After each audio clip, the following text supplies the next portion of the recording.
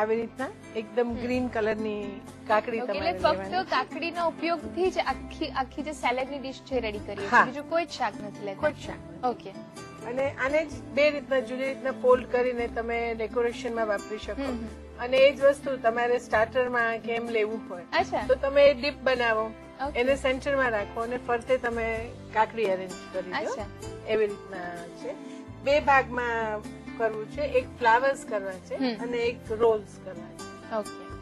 એટલે પેલા આપણે ફ્લાવર કરીએ.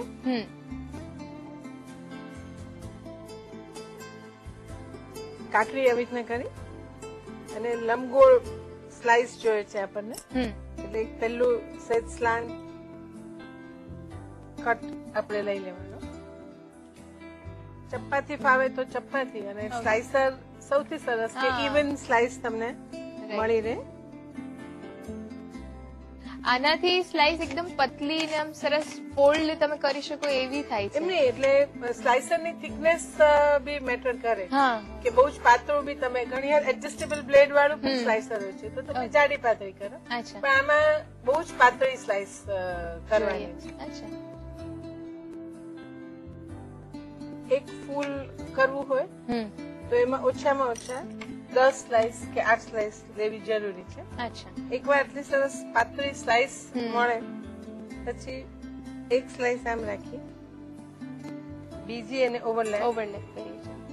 ત્રીજું ઓવરલેપ, બધી જ તમારે આમ ઓવરલેપ કરવાની. ઓકે. 8 થી 10 આ રીતે મૂકીએ છીએ. આવી રીતના. એટલે હવે ખાલી અને આ કાકડી પાતળી સ્લાઇસ કરી હશે એટલે બધી એકબીજા સાથે સેજ આમ ચોંટીને રહેશે. હવે તમારે જસ્ટ તમારા હાથથી પેલું ફોલ્ડ આપી અને એકવાર સ્ટાર્ટ કરો, રોલ કરવું છે. અચ્છા. એકવાર સ્ટાર્ટ કરો ત્યારે તમારી ફિંગર્સની ગ્રીપ ઘણી સરસ જ હોવી જોઈએ. લાગે બહુ જ ઇઝી, પણ તમારી ફિંગરની ગ્રીપ ડઝ મેટર. એમ કે નીકળી જાય કે એવું થાય તો સારું ના લાગે. આમ પકડી એકદમ પાતળો રોલ કરતા જવાનું, ટાઈટ રોલ કરતા જવાનું.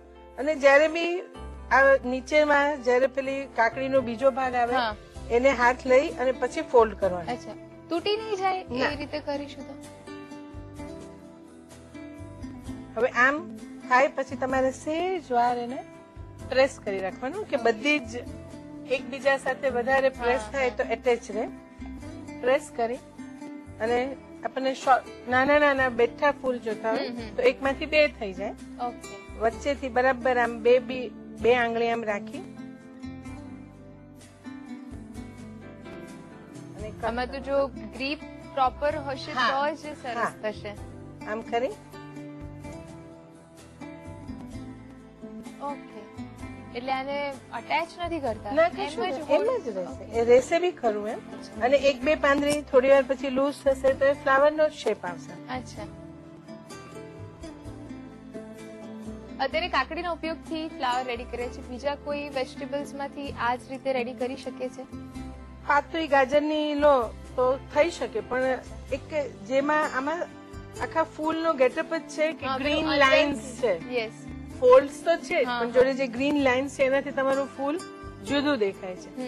ગાજરમાં બી કરો તો થાય, પણ ગાજરમાં તમારે મીઠાના પાણીમાં એની સ્લાઇસ રાખવી જ પડે તો જ એ સોફ્ટ થાય. અચ્છા. અને એમાં કલર ડિફરન્સ જેમાં કોમ્બિનેશન છે એમાં કદાચ એ ના આવે.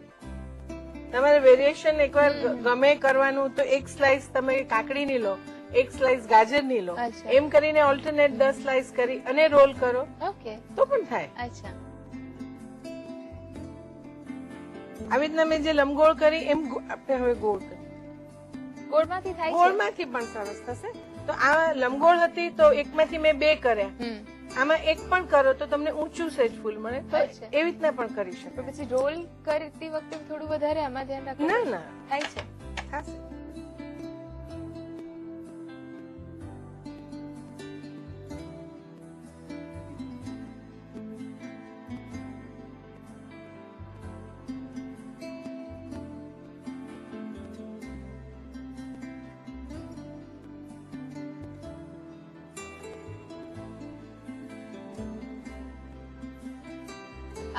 આ રોઝ રેડી કર્યા પછી કેટલા ટાઈમ સુધી આ એવા ને એવા જ રહેશે? જે ફ્રેશનેસ અત્યારે દેખાઈ રહી છે કેટલા ટાઈમ સુધી સચવાઈ રહેશે?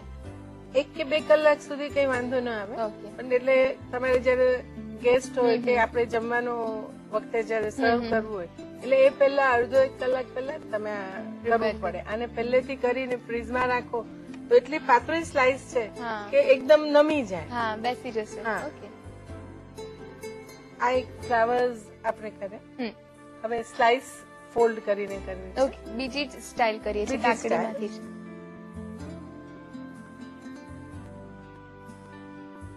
કાકડીને આખી જ રાખવાની.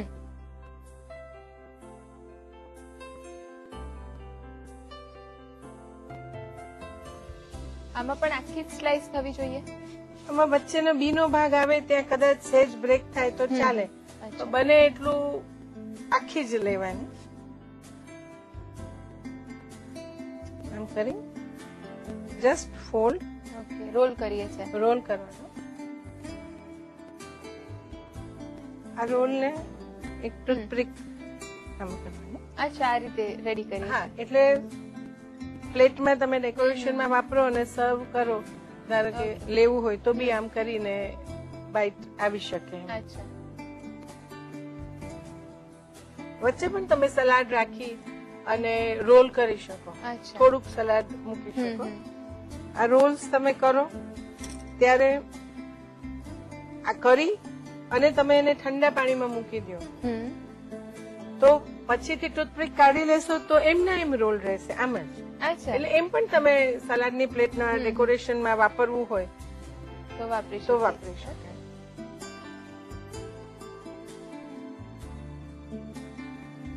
આવી રીતના બધી જ પટ્ટી જે કરી એમાંથી રોલ વાળી લેવાના.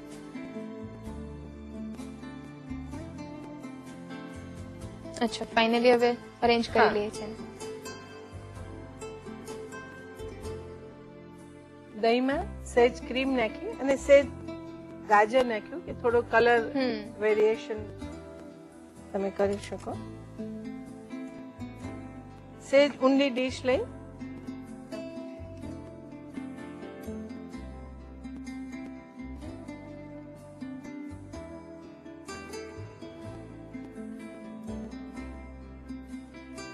પેલા આને આપણે રોલ્સ ને અરેન્જ કરીએ છીએ. આવી રીતના ટૂથપિક હોય લેવામાં પણ ઈઝી રહે અને સેજ અંદર ડીપ પણ થાય હોય. નોર્મલી જયારે ઘરમાં પાર્ટી હોય કે એમ જ બધા ડિનર માટે ભેગા થયા હોય ત્યારે સેલેડ ડિશ તો હોય જ હોય. તો આમાં થોડુંક ફેરફાર કરીને, કારણ કે આ જે રોલ વાળું છે તો બહુ જ ઈઝી છે. તમે જે સ્લાઇસ કરો ને એને અરેન્જ કરો અને આ થોડીક જ વાર લાગે પણ રિઝલ્ટ તમને બહુ જ સરસ મળે. એટલે બહુ જ કન્વીનિયન્ટ પણ છે. કારણ કે સેલેડ તો મૂકતા જ હોઈએ છે, બસ થોડી તમારી ક્રિએટિવિટી છે કે થોડી મહેનત છે અને રિઝલ્ટ બહુ જ સરસ મળે છે. પછી દેખાય તો સરસ. આવી રીતના વધારે ગેસ્ટ હોય કે વધારે કાકડીનો યુઝ કરવો તો વધારે તમે રોલ કરીને મૂકી શકો. હવે રોઝીસ અરેન્જ કરી દઈએ. રોઝ છે.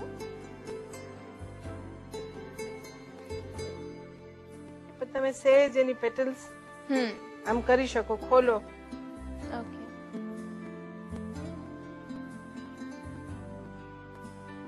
સર્વ કરીએ.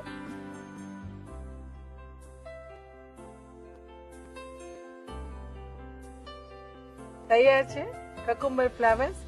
દહીં વાળા ડીપ સાથે આપણે સર્વ કરીએ છીએ.